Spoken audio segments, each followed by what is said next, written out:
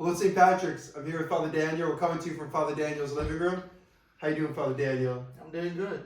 It's great to have you. This is the last episode this Thursday, this Saturday evening on this Vocation story series.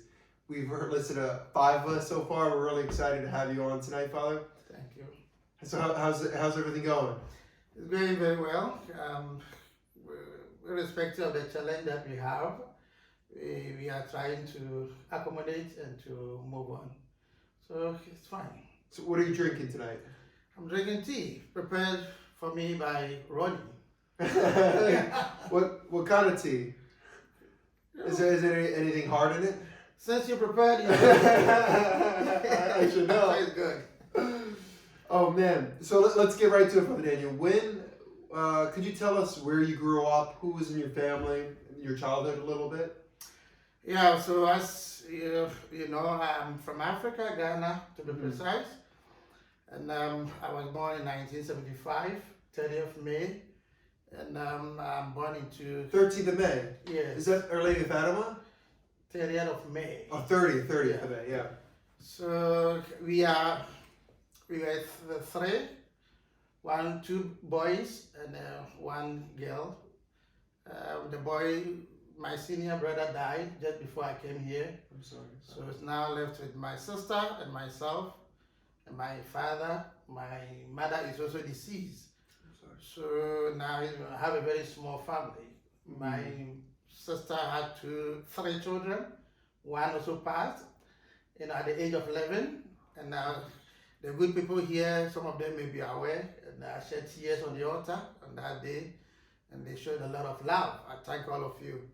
So I have my brother who died left one daughter, which is my responsibility now to make sure that he grows to become. What's her name? He called Teresa. Teresa. She was named after my mother. And so she is now my full responsibility to take care of her. So in a nutshell, my father, my sister, and then my sister, two children, myself. What was it like growing up in Ghana? Did you have houses like this? Like what was it like? Yeah, we have houses like this, but I didn't have the privilege to live in such houses. From a very poor background. And so people in the village there live, quite a good life, some of them. Some of them. I didn't get that opportunity. I was living in let me say, semi, it was not too good, let me put it that way, whereby when it rains, you struggle.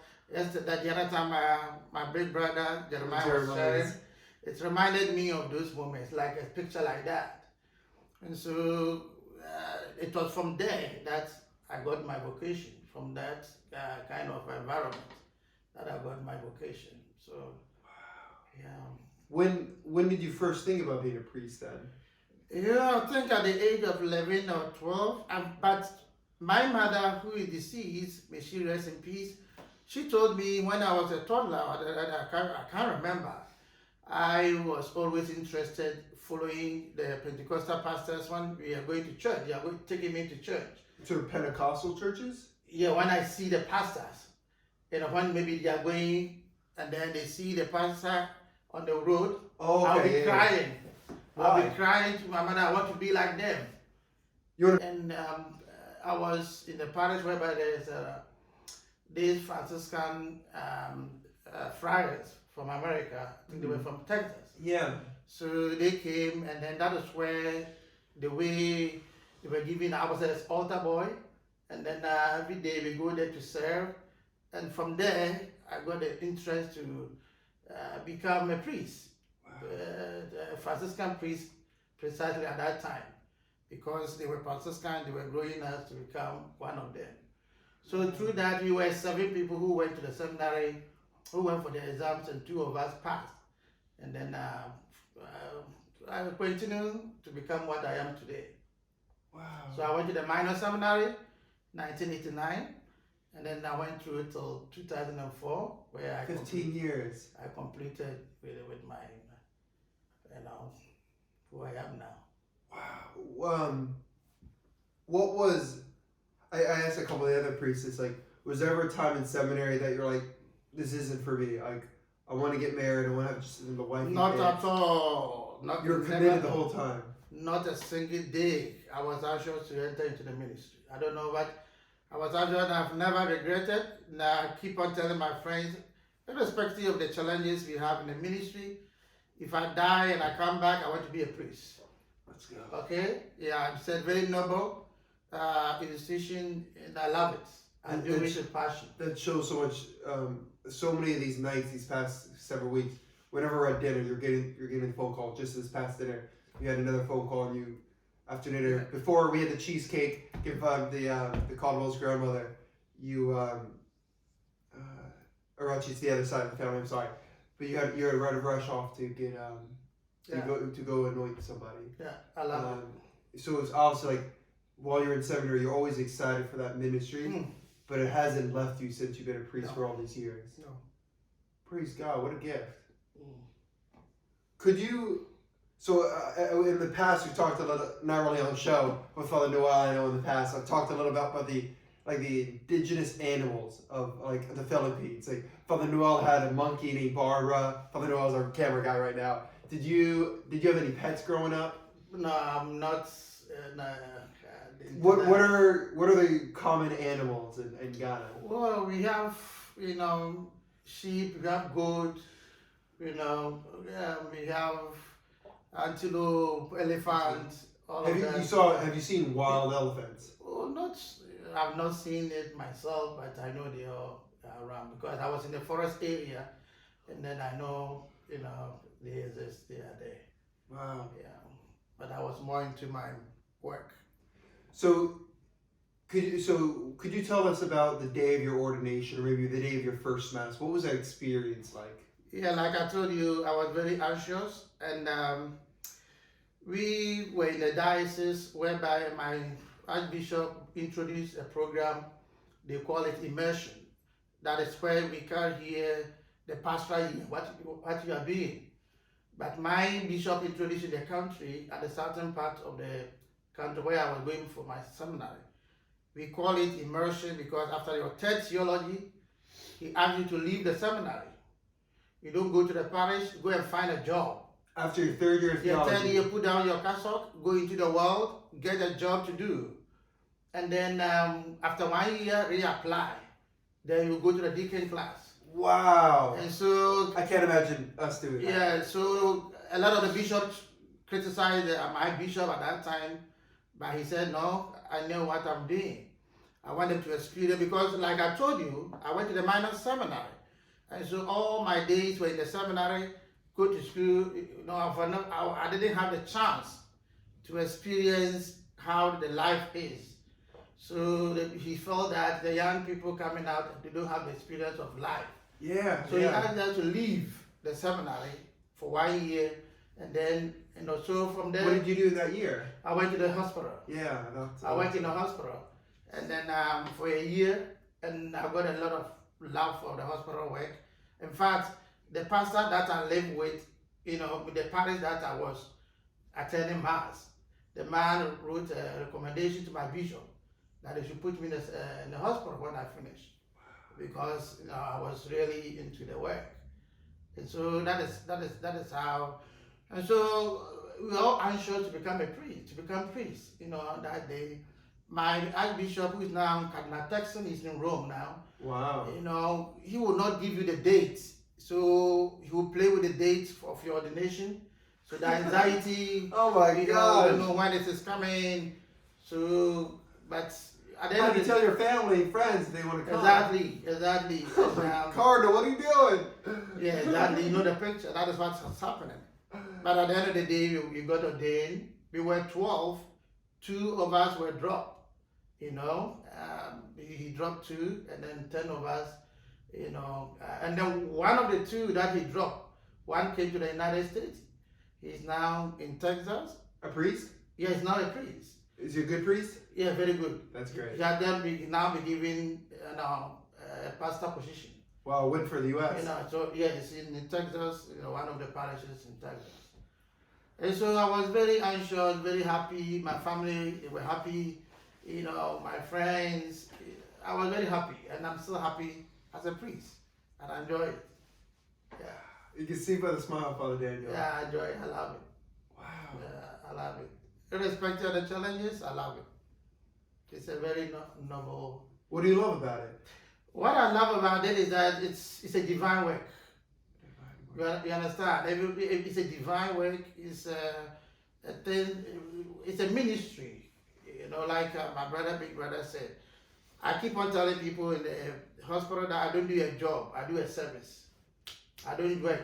I serve. That's why you can call me in the night to go and serve. I'm not working solely precisely just for the money. No, that means that become ordinary. Well, you're not doing it for the money? Not solely. Because what I mean is that you have to draw the line. Yeah. Other than that, the service will go away. You have to know that you are serving. With or without money, move on. Mm-hmm. And that's why I have a lot of experience, because if it was money, I would have been frustrated from the beginning. But if there's a service, you are coming out, that's what I'm so proposing to you. Let the service be, your ultimate thing to serve. Amen. Never to be maybe any material thing. As soon as it becomes any material thing, then it becomes conditional. So I love it. It's good. So that when they call you, that's why he said this evening they called me. When I went there, somebody had died. The family were there. They were happy to see the priest. And that's why I get my joy. When I see that my presence, whatever I do, makes somebody happy, then I'm very happy. So 1 o'clock, midnight, they call me. I go. The nurses, they are troubled. They are, why? Father, thank you for coming. Then I'm smiling. Then they ask, why are you smiling? Because we're thinking we are disturbing you. No.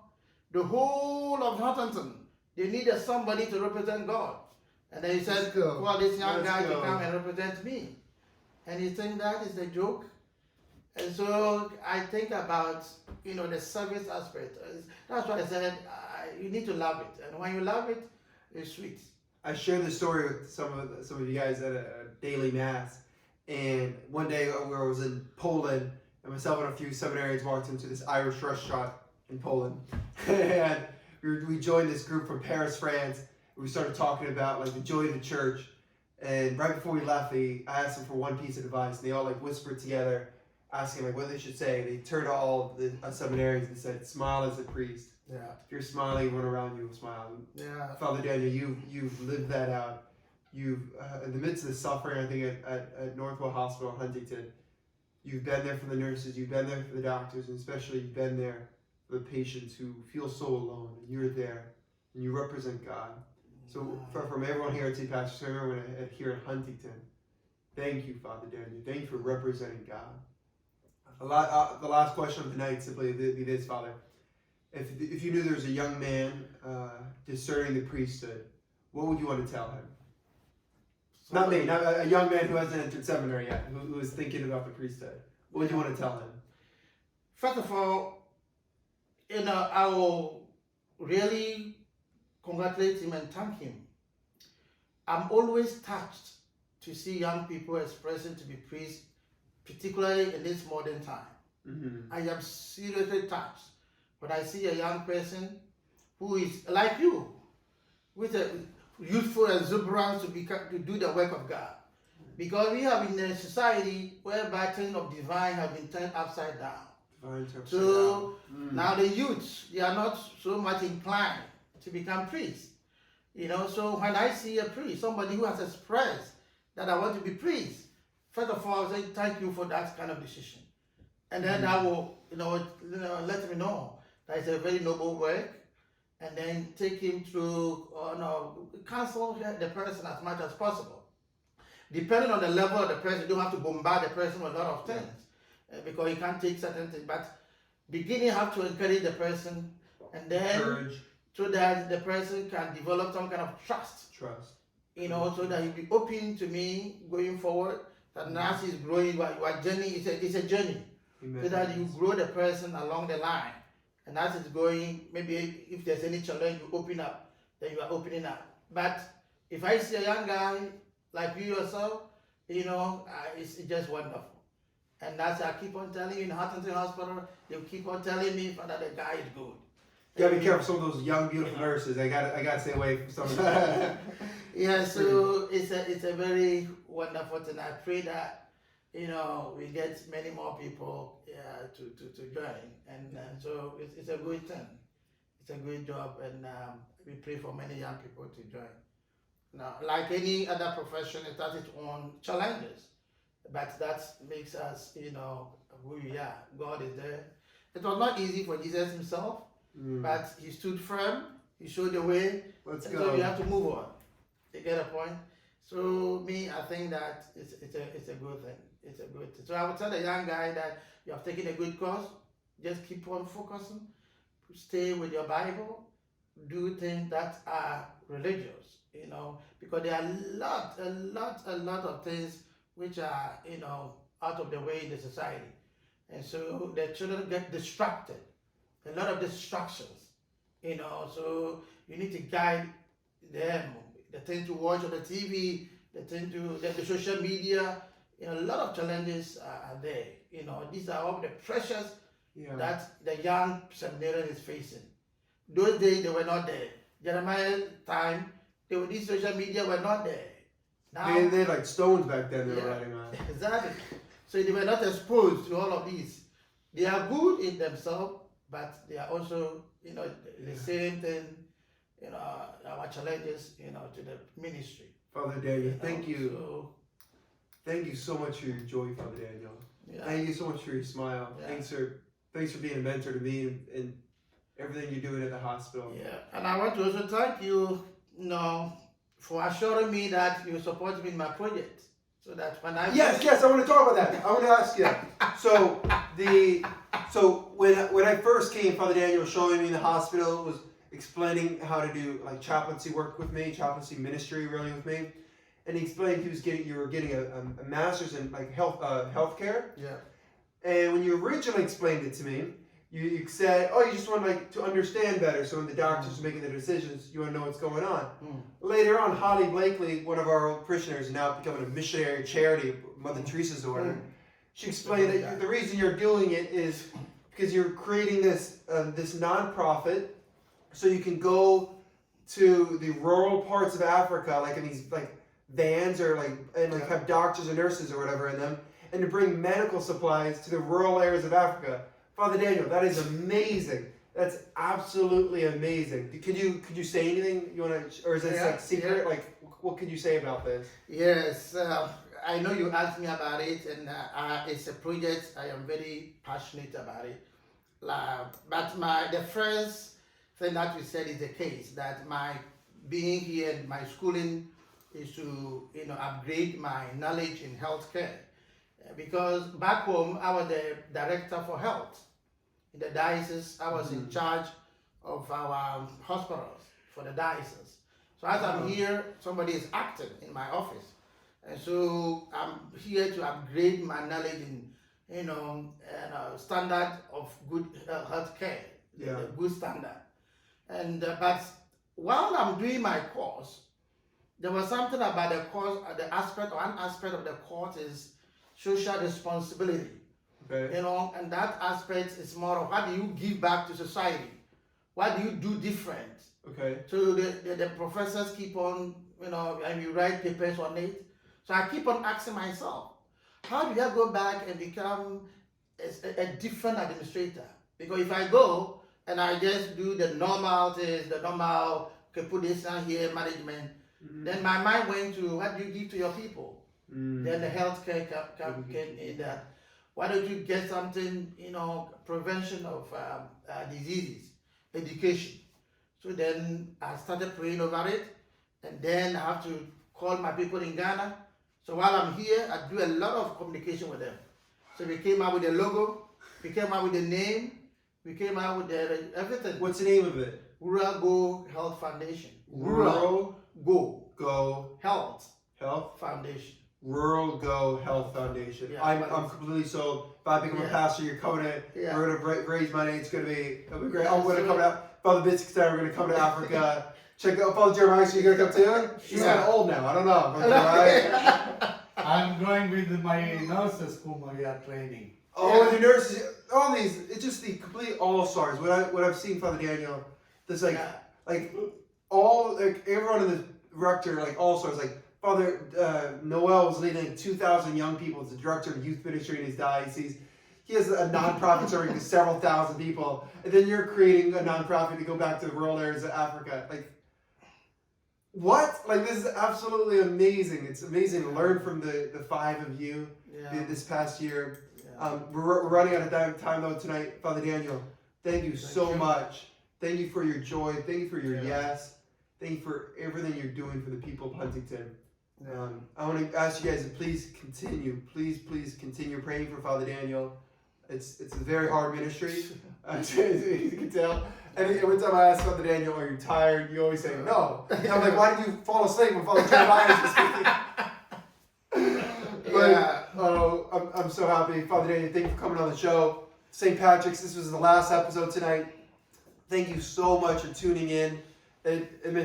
So we got many of your comments, many of your feedback. It meant so much to us that you guys were watching, and it was encouraging for some of you guys.